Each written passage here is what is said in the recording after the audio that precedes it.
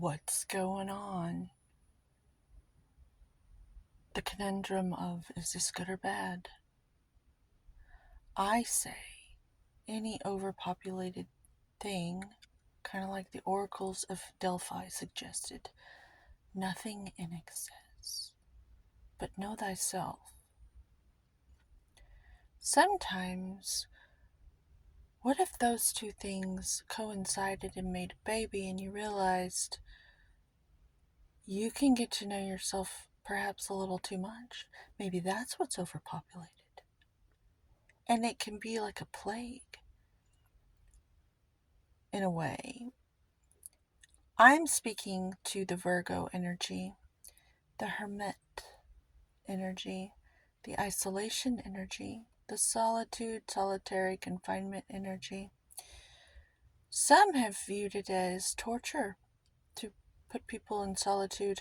In prison, I know they call it the shoe. I think you're like forced to deal with your spirituality because feet are in the Bible and in astrology associated with spirituality. And so I think it's funny that they call it the shoe. They send you in time out when you do bad things and they put you in solitary confinement. But traditionally speaking, all the priests and all the greatest spiritual teachers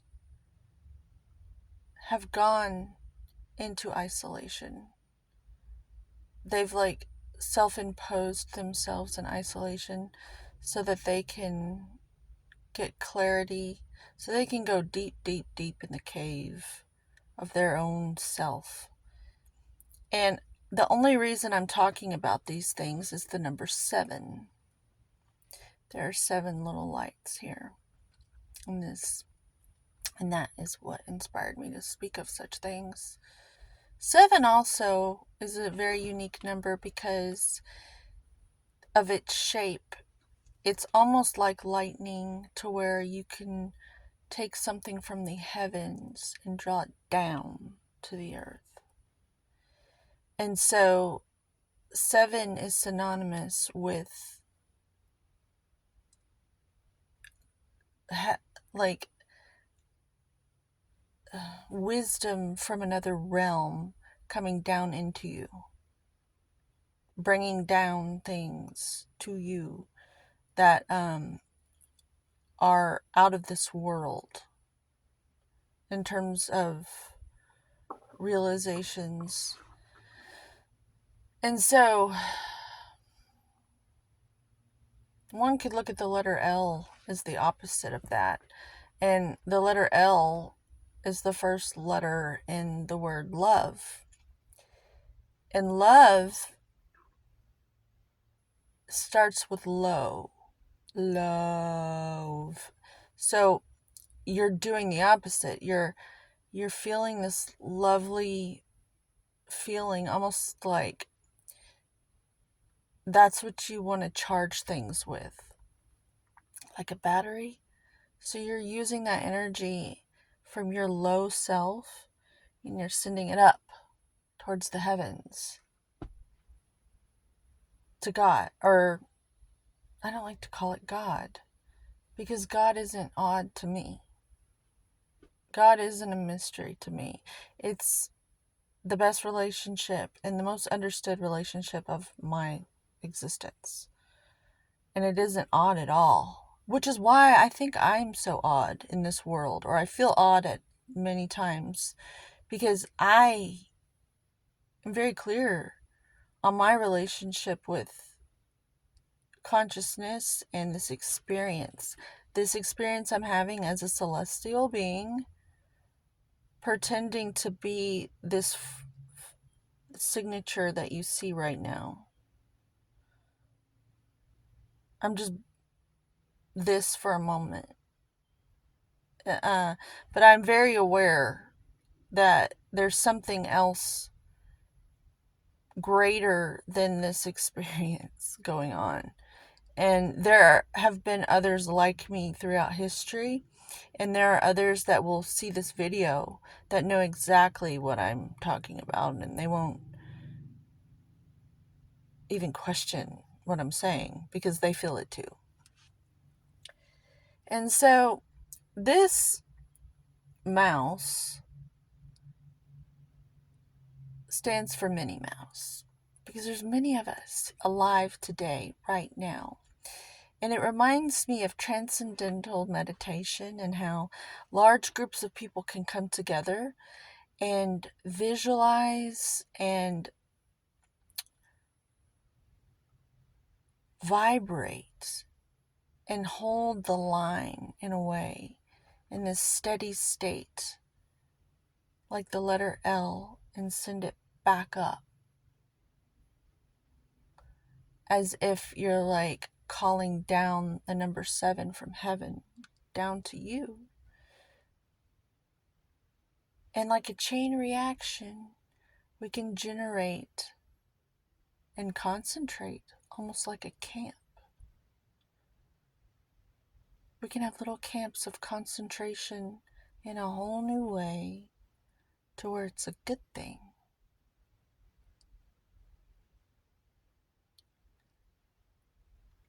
A concentration camp of serenity. A concentration camp of the knowing of what we actually are. And that will just be seeded into the consciousness of those who are unaware. And they won't know how they're getting these downloads. But that's how it works. If you were to be a scientist and write a paper on it, that's how scientifically it can be explained, how people are getting all these downloads. It's like the law of exposure in a realm. See, we're consciously aware of things before we hear them and see them. They talk about the third eye a lot, but there's a third ear.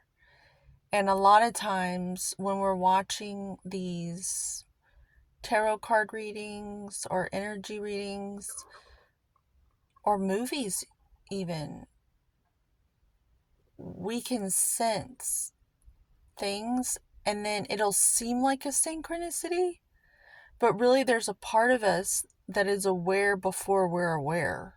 And it's just a part of our awareness system.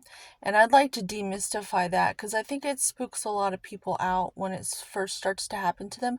I know it spooked me out when it first started to happen to me. I thought I was like precognitive, but really it's like this natural awareness, like a safety net mechanism of the auric field that is aware before your body can like process it, like faster than the speed of light.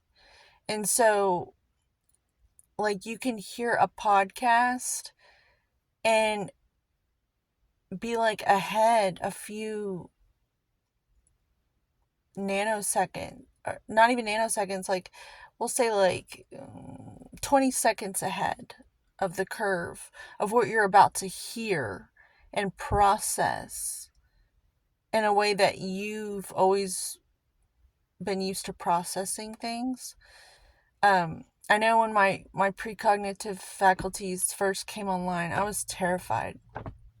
It really, really scared me because I had fasted and emptied myself out. It was by accident that I discovered I had these abilities because I had cold turkeyed opiates. And if you've ever done that, your body empties everything out, unless you're on other medications, and I wasn't.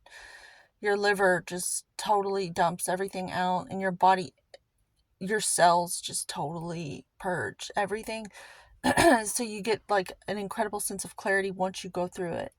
You're able to receive so much. Well, these precognitive things started to happen to me, and I would see things before I could physically see them. And it was quite scary to me because I wasn't taught that this was even possible. We aren't taught that this is possible. And I know there are those who've always been aware of these abilities, and it's like been kept from us. And it's all waking up in people, and they're like talking about synchronicities. Well, I'm telling you in a very applied, mathematical, scientific, skeptical approval. Like, you could talk to the skeptic about it and they will accept the information type way of how this is happening. It's like there's this whole other awareness that exists in all of us that processes information like a supercomputer before your actual hearing, your sense of hearing and your sense of sight can grab it and chew it up and process it. It's like it's the quantum field. It's like this field around us, an energetic field. That's also what these lights are saying to me. So we may at times feel like these tiny little mice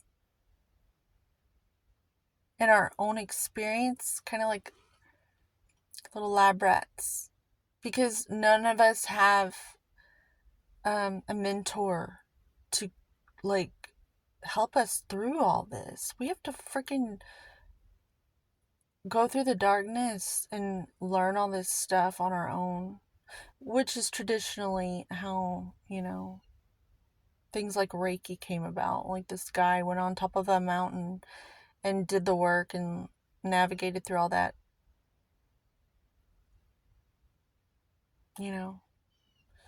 So, that's how all things are born, I suppose. But I just wanted to talk about the mouse, and that's what this card said to me today. Sometimes the slightest little tap will be like just the spark your ignition needs to create something, or something else can like hook on, like George of the Jungle swinging from branch to branch, or vine to vine. Vine to vine. Divine. And we are not ripe pieces of fruit to just squeeze the juice out of and cast aside. You're beautiful, and you're seeded with many seeds from the fruit that you are. And you're going to plant those seeds, and you're going to grow your own jungle that you can swing from vine to vine. And it's limitless. There's no fate but what we make, so set your limits wisely. Because limits are actually good. But you have your own power to decide what your limits are, so make them good ones. Having said that, this video is over. As always, homeostasis, vitality comes from that. So, homeostasis for us all. Have a good day.